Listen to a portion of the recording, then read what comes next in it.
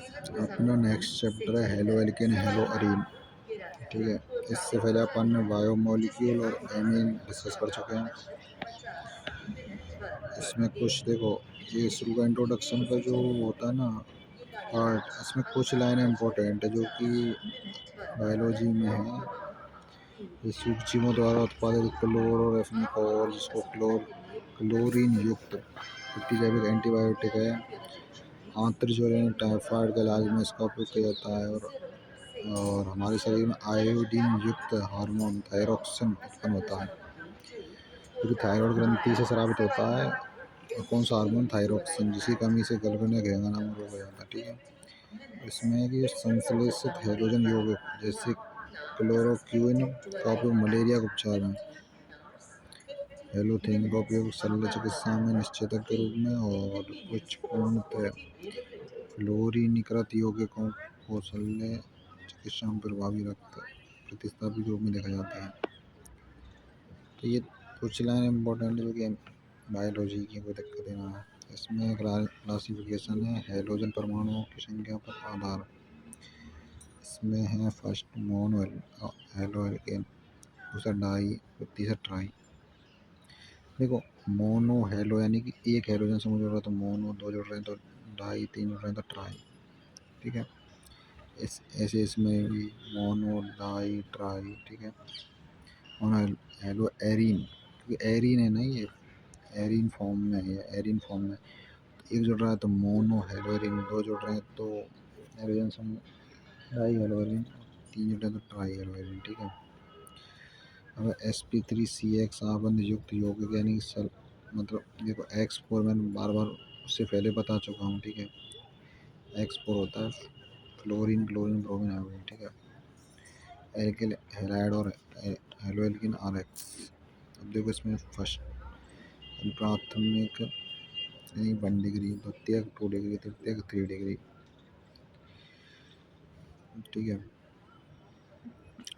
और alkyl halide है, alkyl halide. ठीक है, एल्किल हैलाइड यानी ये है जो स्ट्रक्चर है ना, CH2 डबल बॉन्ड। ठीक है, बेंजीन हैलाइड को इस तरीके से व्यक्त किया जाता है। sp2CX आबंध युक्त यौगिक, इसमें बाइंडिल हैलाइड, इसमें क्या है? बाइंडिल हैलाइड।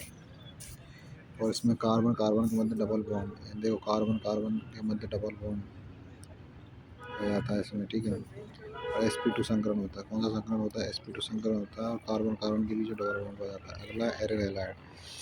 एरिल हैलाइड यानी कि इस प्रकार यौगिक में हैलोजन परमाणु एक एरोमेटिक वलय के sp2 संकरित कार्बन से सीधे जुड़ता है।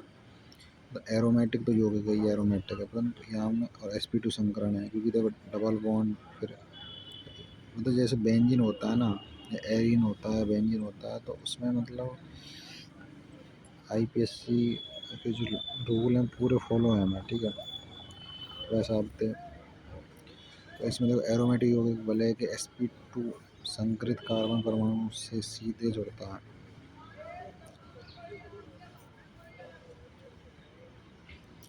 नाम पद्धति है, मतलब दे रखे हैं इसमें। और जैसे सामा जैसे ये दे रखा संरचना सूत्र CH3CH2CH2Br, प्रोपेन, इन तीन तीन कार्बन तो प्रोपिल या प्रोपेन भी बोल सकते हो। और ब्रोमीन जुड़ रहा तो ब्रोमाइड, एन प्रोपिल ब्रोमाइड यानी कि 1 ब्रोमो प्रोपेन। कि देखो IPSC नाम तो एक 1 ब्रोमो प्रोपेन, कोई 1 डिग्री मतलब सॉरी पहले नंबर पे जुड़ रहा है ना 1 2 3, तो पहले नंबर पे जुड़ रहा है तो 1, दूसरे नंबर जुड़ रहा होता तो 2, तीसरे जुड़ रहा तो 3। तो इस हिसाब से 1 ब्रोमो प्रोपेन। और अगला एक और देख रहे हैं,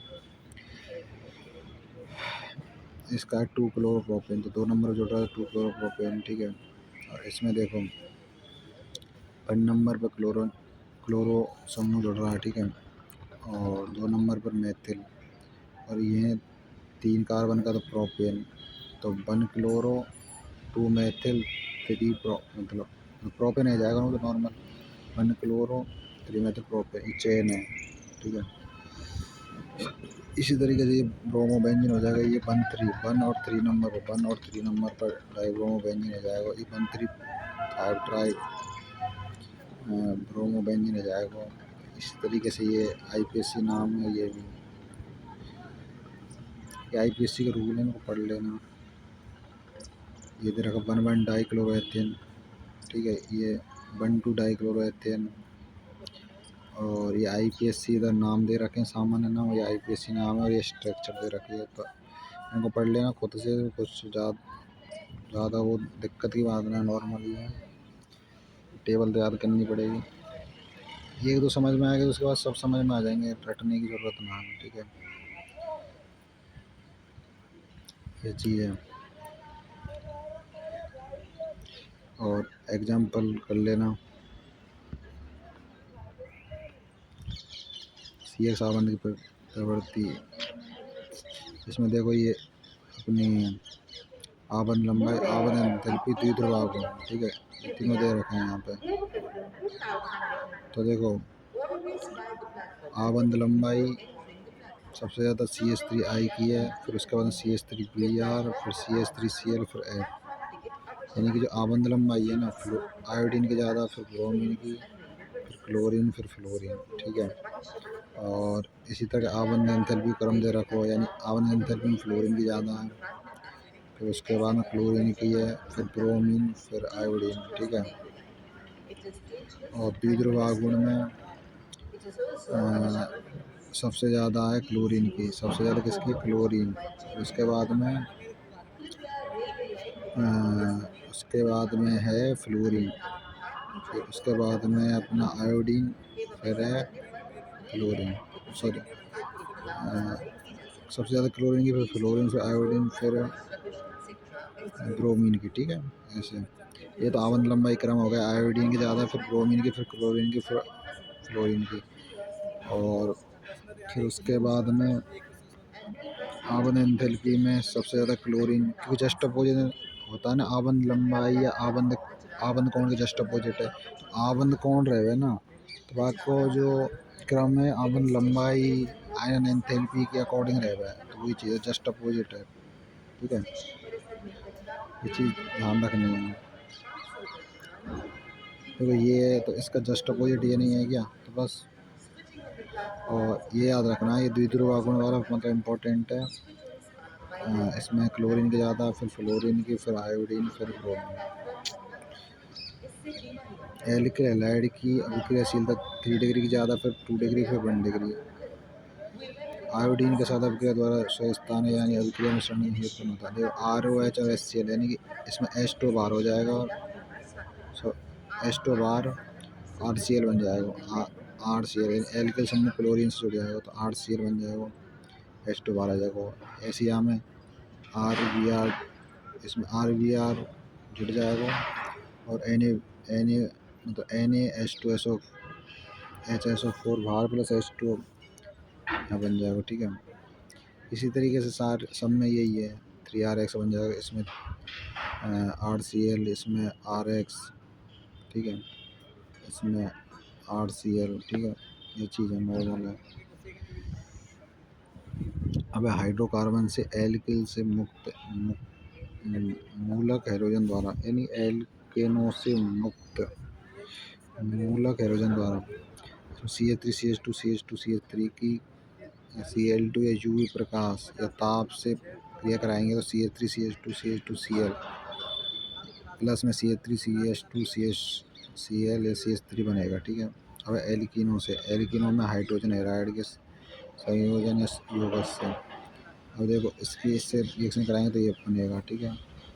अब यहाँ पे अगली रिएक्शन है, इसकी इससे कराएंगे तो ये बनेगा, और ये मुख्य उत्पाद तो ये है, ठीक है।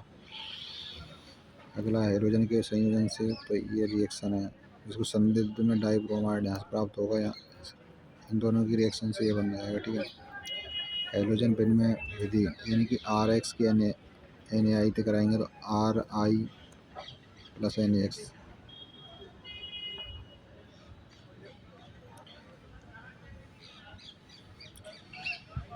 और देखो ट्रिक इसमें क्या याद रखने की, F को याद रखना है। जैसे इसमें स्वार्टज अभिक्रिया कौन कौन से किस किस में होती है, AgF में है, AgF AgF2, COF2, SvF3, तो इसमें सब में क्या कॉमन है, ठीक है, वो चीज़ ध्यान रखनी है। हाइड्रोकार्बन से इलेक्ट्रॉन का प्रतिस्थापन, हेलोजन के विरचन में फैला क्या है, हाइड्रोकार्बन से इलेक्ट्रॉन का प्रतिस्थापन, यानी कि इसकी रिएक्शन X2 के साथ कराएंगे, यानी टॉलुइन है, CH3 आ जाता है, टॉलुइन NH2 आ जाता है, तो एनिलीन बोला जाता है, ठीक है। टॉलुइन की H2 के साथ कराएंगे तो Fe अंधेरे में, तो ये टॉलुइन तो नॉर्मल रहेगा, परंतु ये X यानी कि हेलोजन जो ग्रुप है यहाँ जुड़ जाएगा ऑर्थो कंडीशन पे और एक पैरा कंडीशन पे, तो दो कंडीशन प्राप्त होंगी, तो ऑर्थो हेलो टॉलुइन, एक पैरा हेलो टॉलुइन, ठीक है। अगली एमिनो से सैंड मायर अभिक्रिया, एमीन से मतलब सैंड मायर अभिक्रिया द्वारा, ठीक है। ये एनिलीन, ये क्या है अपना एनिलीन की NO2+H इसके 273 से 278 केल्विन पे जो रिएक्शन करेंगे तो बेंजीन डाइज़ोनियम हैलाइड बनेगा, यानी कि N2+X-, ठीक है। याद रखना X में क्लोरीन ब्रोमीन आयोडीन आ जाएंगे, ठीक है। ये अगला, ये बेंजीन पे N2X यानी कि डाइज़ोनियम की जो क्रिया कराएंगे CO2H2 के, तो इसमें एरे हैलाइड प्राप्त होगा, ठीक है। इसी तरह अगले में डाइज़ोनियम की KI पे कराएंगे तो आयोडोबेंजीन प्राप्त हो जाएगा, ठीक है। और देखो ये नीट में आया, ये जो क्वेश्चन है नीट में आया हुआ है, तो देखो इन दोनों की रिएक्शन कराएंगे तो ये बनेगा, ठीक है। इन दोनों कराएंगे तो ये, और इनकी कराएंगे तो ये बनेगा, ठीक है। ये चीज़ ध्यान रखनी है।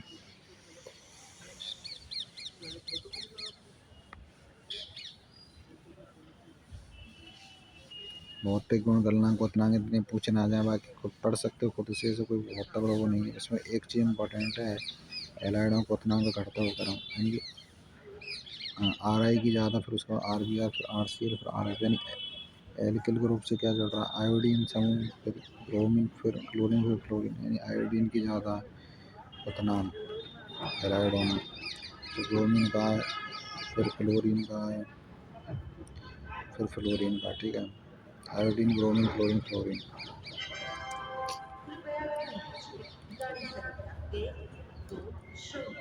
अब देखो क्वथनांक, एक चीज़ ध्यान रखनी है कि इस क्वथनांक है ना श्रृंखला के समानुपाती है, यानी श्रृंखला है ना, इतनी लंबी श्रृंखला रही है उसका क्वथनांक ज़्यादा रहेगा, ठीक है।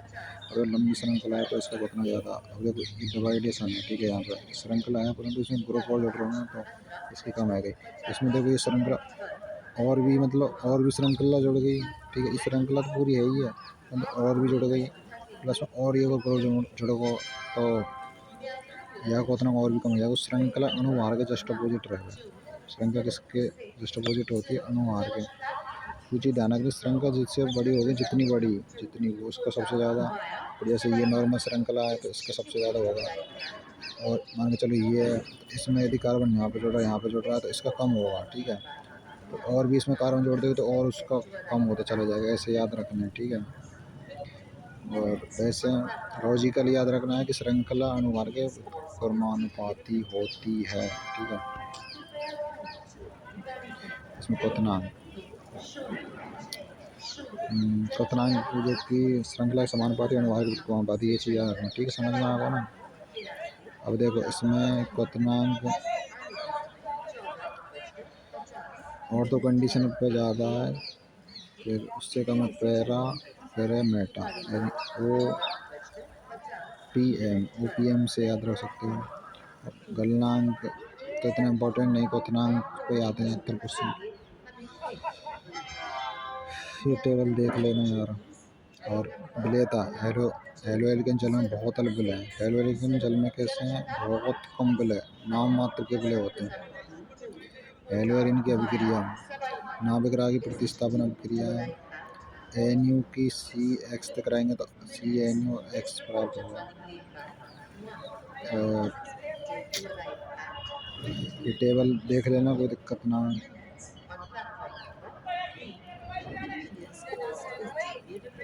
अब देखो उभयदंती नाविक रागी हैं, उभयदंती समझते हो, ठीक है। जैसे सी एन है तो इसको एन सी भी लिख सकते हैं, ठीक है। ऐसे एन ओ टू है तो उसको ओ एन ओ भी लिख सकते हैं, तो वो चीज़ होती है, मतलब सिमिलर है, परंतु उसको उसी जैसा सिमिलर किस तरीके से लिखा जा सकता है वो होता है उभयदंती, ठीक है। जैसे सी एन ये रहा, ठीक है, इधर और O N O N O two, Vedanti Nagaragi का एग्जाम्पल है। और एग्जाम्पल देख लेना, द्वितीय आणविक नाविक रागी यानी कि SN2 रिएक्शन जो कि द्वितीय कोटि अभिक्रिया होती है, ठीक है।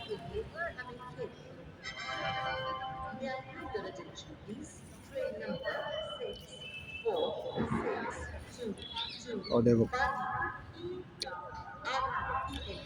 विन्यास का जो प्रतिपन है ना, ठीक उसी प्रकार है जिस प्रकार तेज हवा में छाता अंदर की ओर से बाहर उलट जाता है। ये जो तेज हवा चले बरसात के टाइम पर, जब जो छाता होता है ना वो बाहर की तरफ में उलट जाता है, तो विन्यास का प्रतिपन हो जाता है।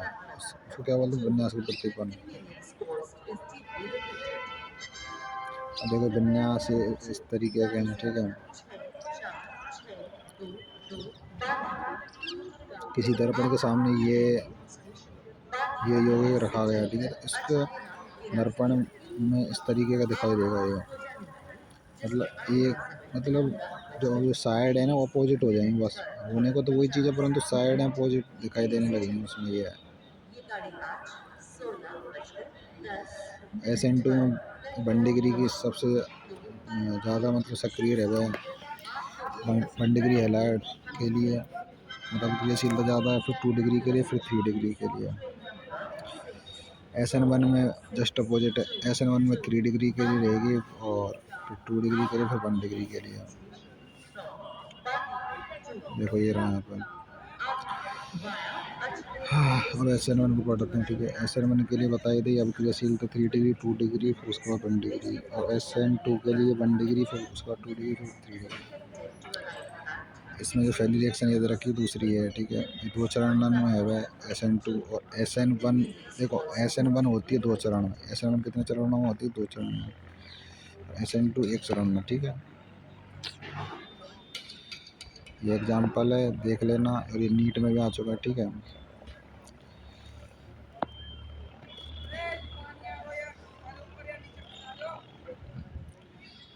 अभी एक नाविक रागी प्रतिस्थापन त्रिविम्न रासायनिक पहलू, इसमें कायरलता, धारण, प्रतिस्थापन, रेशमीकरण, इनकी जो मतलब जो परिभाषाएं हैं इनकी वो याद कर लेना, बाकी ज़्यादा इम्पोर्टेंट तो कुछ है ना इसमें। अब जैसे ध्रुवण घूर्णकता है तो याद कर लेना, यानी कुछ यौगिक विलयन में से समतल ध्रुवित प्रकाश को जानते हैं, तो जो कि सामान्य प्रकाश को निकोल प्रिज्म से गुजारने पर प्राप्त होता है। ये इस प्रकाश के तल को घूर्णित करता है, ये प्रकाश के तल को घूर्णित कर देता है, इसलिए इसको घूर्णक, ध्रुवण घूर्णक, इसको क्या बोलते हैं, ध्रुव घूर्णक बोलते हैं। दक्षिण ध्रुव घूर्णक शरीर में दाहिनी ओर घूर्णन अथवा डी रूप, दाहिनी ओर होगा डी रूप, और बाईं तरफ उसको घूर्णन होगा तो उसको एल रूप बोलेंगे। दाएं तरफ यानी डी रूप और बाएं तरफ यानी एल रूप, ठीक है। फिर वाम ध्रुवण यानी कि बाएं तरफ में एल रूप और दाहिनी ओर घूर्णन को डी रूप। पॉजिटिव नेगेटिव से भी मतलब इसको दर्शा सकते हैं। और ध्रुवण समानता कहलाता है।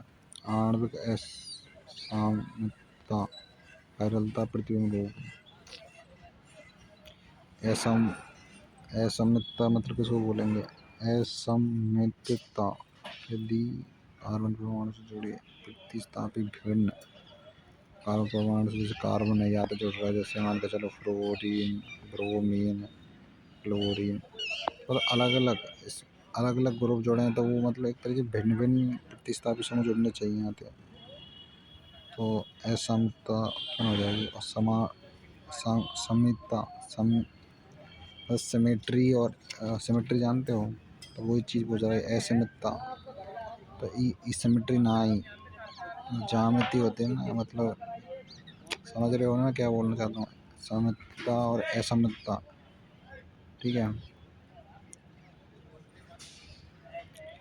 यदि कार्बन परमाणु से जुड़े सभी प्रतिस्थापी विभिन्न हों तो कार्बन से जुड़े सभी अलग अलग होंगे तो असममित कार्बन परमाणु और त्रिविम केंद्र बनता है, यानी असममितता की कंडीशन उत्पन्न हो जाती है। और समान होंगे तो सममितता की। अब समझ में आया? ये कुछ कायरल अकायरल वस्तुओं के उदाहरण है। तो ये कायरल वस्तु का उदाहरण है हाथ का, जो ये उदाहरण दे रखा है हाथ और पैर का। और अकायरल में देखो ये तो ग्लास का दे रखा है, ये दर्पण वगैरह है। तो जैसे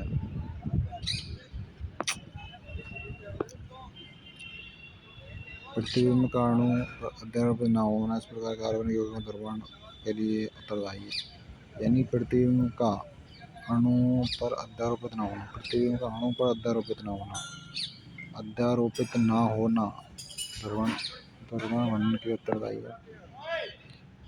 और इसको गोले, घन, शंकु, ग्लोब आदि के दर्पण प्रतिबिंब के सामने होते हैं। दर्पण प्रतिबिंब पर अध्यारोपित किए जा सकते हैं। भौतिक वस्तुएं दर्पण प्रतिबिंब पर अध्यारोपित नहीं होती हैं। आपका बायां और दायां हाथ समान दिखाई देता है। बायां और दायां हाथ कैसे दिखाई देता है? समान। यदि आप अपने बाएं हाथ को दाहिने हाथ पर उसी समतल में ले जाते हैं वे रखें तो एक दूसरे को ठीक नहीं रखते हैं। वे वस्तुएं जो अपने दर्पण प्रतिबिंब पर अध्यारोपित नहीं होती हैं उनको कायरल, मतलब ये कहना चाहता है जैसे कायरल है, ठीक है। तो मतलब उसमें जो दर्पण प्रतिबिंब रूप रहेगा ना वो एक दूसरे पर अध्यारोपित ना है पाना। और अकायरल में अध्यारोपित है जाए, बस ये चीज़ और कुछ ना है। दर्पण के सामने कोई वस्तु रखेंगे वो मतलब दर्पण प्रतिबिंब रूप पे वो एक मतलब अध्यारोपित हो जाएंगे। और अध्यारोपित हो गए तो अकायरल, अध्यारोपित नहीं हुए तो अकायरल। ऐसी वस्तु है ये अपना मतलब मिरर है, यानी कि दर्पण, ये मतलब इस पर अध्यारोपित है, वो अध्यारोपित हो गया तो अकायरल, ठीक है। अध्यारोपित नहीं हुआ तो कायरल। समझ में आएगा ना? ठीक है। देखो ये पूर्णतः अध्यारोपित हो जाती है तो ये समझो पूर्णतः अध्यारोपित हो जाती तो achiral. Chiral just opposite chiral, तो ऐसा लग रहा हो कायरल माना अध्यारोपित हो जाना, अकायरल मतलब अध्यारोपित नहीं होना, ऐसा लग रहा हो, परंतु जस्ट अपोजिट याद रखना।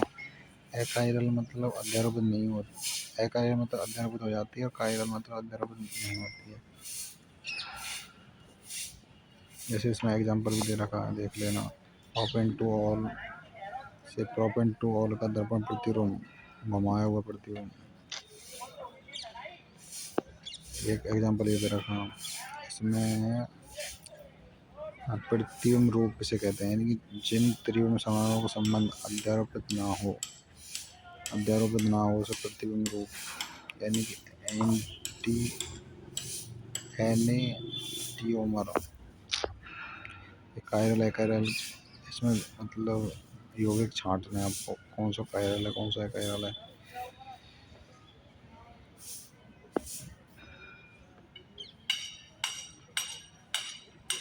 अब है रेशमीकरण, यानी रेशमीकरण का जो एग्जाम्पल है ब्यूटेन टू ऑल, अभी नीट में आया हुआ है। ये दो प्रतिबिंब रूप के समान अनुपात मिश्रण का दर्पण घूर्णन शून्य हो जाता है।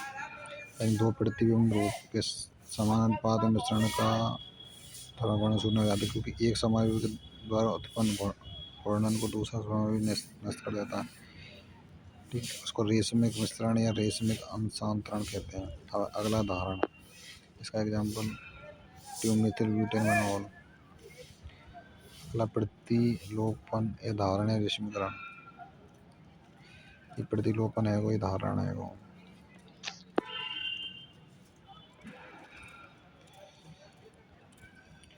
और इनका जो अनुपात है प्रतिलोपन धारण को 50-50, यानी कि 50-50%, 100 में तो 50-50%, ठीक है।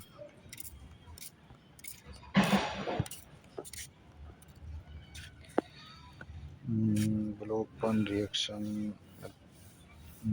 में इम्पोर्टेंट है पी हाइड्रोजनेशन के फलस्वरूप एल्कीन मुख्य रूप से निर्मित होती है जिसमें द्विक आबंध कार्बन परमाणु पर एल्किल समूह की संख्या अधिक होती है। यानी कि जो द्विक आबंध है ना, इन डबल बॉन्ड पर कार्बन परमाणु पर एल्किल समूह की संख्या अधिक होती है। जैसे पेंट टू इन जैसे पेंट टू इन है तो ठीक है। तो बी हाइड्रोजेशन की जो प्रोसेस है, हाँ, तो इसके फलस्वरूप क्या बनेगा, एल्किल एल्किन एल्किन एल्किन बनेगा। तो इसमें क्या होगा, द्विकाबंध कार्बन परमाणु पर एल्किल समूह की संख्या दिख रहा है। पेंटेन टू इन 81% और टू ब्रोमोपेंटेन से पेंट टू इन बनना है और पेंट वन इन बनना है। पेंट टू इन बनना 81% याद रखना है और पेंट वन इन बनना 19%।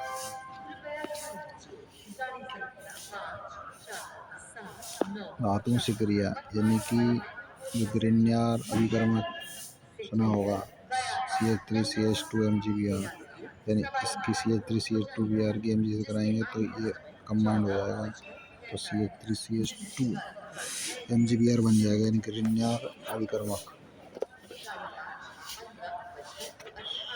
अगली है वोल्टेज अभिक्रिया। 2Rx की 2Na के साथ शुष्क ईथर की उपस्थिति में कराएंगे तो RR यानी कि RR+2NaX बन जाएगा, ठीक है। RR क्या है यहाँ पे, एल्किल समूह यानी कि दो एल्किल समूह और दो ही हाइड्रोजन, दो हाइड्रोजन ही तो है 2Rx, तो दो एल्किल समूह दो हाइड्रोजन की 2Na के संग कराएंगे तो मतलब ये RR बन जाएंगे, यानी कि एल्किल समूह प्लस में 2NaX बाहर आ जाएगा, ठीक है। अब हेलो एरीन की अभिक्रिया, नाभिक राय प्रतिस्थापन इसमें अनुनाद प्रभाव है, तो अनुनाद प्रभाव ये दे रखा है, देख लो। अगला है इसमें फेनिल धनायन का एस्टाई, तो आयन के फलस्वरूप हेलो एरिन बना फेनिल धनायन अनुनाद के द्वारा स्थायी नहीं हो पाएगा। मध्य प्रति का समीकरण, इलेक्ट्रॉन धनी नाभिक राय की इलेक्ट्रॉन धनी एरिन की ओर जाने की संभावना कम रहेगा। अगर इसमें हाइड्रोक्सिल समूह के द्वारा प्रतिस्थापन, उनको हाइड्रोक्सिल समझते हो, OH ग्रुप, ठीक है, ये OH ग्रुप। तो इसमें देखो बेंजीन क्लोराइड की जो रिएक्शन NaOH से कराएंगे तो NaCl बाहर आ जाएगा, तो बेंजीन को OH आ जाएगा, ठीक है। बेंजीन का आ जाएगा OH, तो ये एल्कोहल सॉरी फिनॉल बन जाएगा। क्या बन जाएगा, फिनॉल।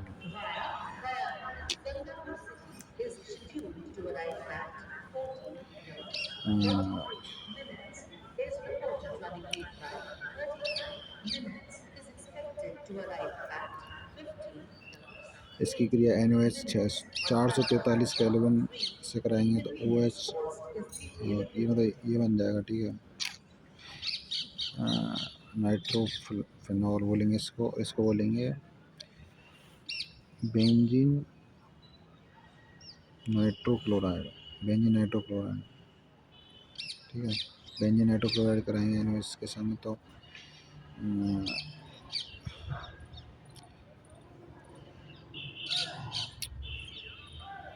नाइट्रोफिनॉल बन जाएगा। इसकी क्रिया इसके संग कराएंगे तो ये बनेगा, और जो इसकी क्रिया गर्म H2 के संग कराएंगे तो ये यौगिक प्राप्त होगा, ठीक है। 246 ट्राई नाइट्रो फिनॉल बोलेंगे इस ग्रुप को, जो ये बना है ना, ये दो देखो 1 2 3 4 5 6 यानी 2 नंबर 4 नंबर और 6 नंबर पर उपस्थित हैं क्या, नाइट्रोसम 246 ट्राई नाइट्रो।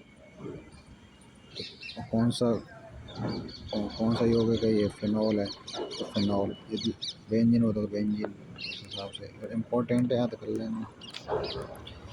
अगला इलेक्ट्रॉन वायु प्रतिस्थापन, इसमें हेलोजन नाइट्रिफिकेशन, सल्फोनिफिकेशन, फील्डक्राफ्ट अभिक्रिया। हेलोजनीकरण जो अभिक्रिया है, नाइट्रीकरण है, सल्फोनीकरण है, फील्डक्राफ्ट, ये आम इलेक्ट्रॉन वायु प्रतिस्थापन है। इसमें फैली हैलोजन, यानी कि इसमें दो उत्पाद प्राप्त होते हैं, एक तो मुख्य होता है और एक अल्प। मुख्य जो प्राप्त होता है वो पैरा होता है और अल्प होता है ऑर्थो। सब में यही है, मुख्य तो अल्प में वही ऑर्थो, मुख्य में पैरा। ठीक है, ऐसे ही सल्फोनिफिकेशन में, ऐसे ही फेडर क्राफ्ट में। ठीक है,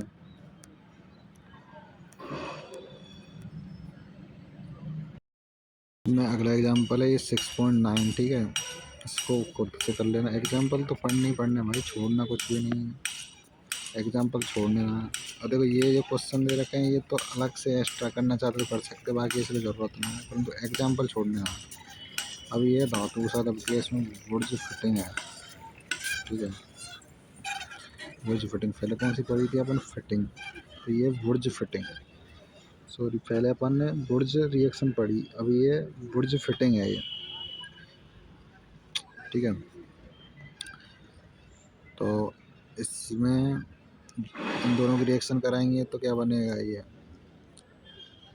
ठीक है, बेंजीन पे एल्किल समूह जुड़ जाएगा, एल्किल एल्किल बेंजीन, या एल्किल एरिन बोल रहा है, इसमें एल्किल बेंजीन भी बोल सकते हो। ठीक है, क्योंकि बेंजीन है और इसमें एल्किल समूह जुड़ रहा है तो एल्किल बेंजीन, या एल्किल एरिन बोल सकते हैं, बेंजीन बोल सकते हैं, अपने हिसाब से, कोई दिक्कत ना है। ठीक है,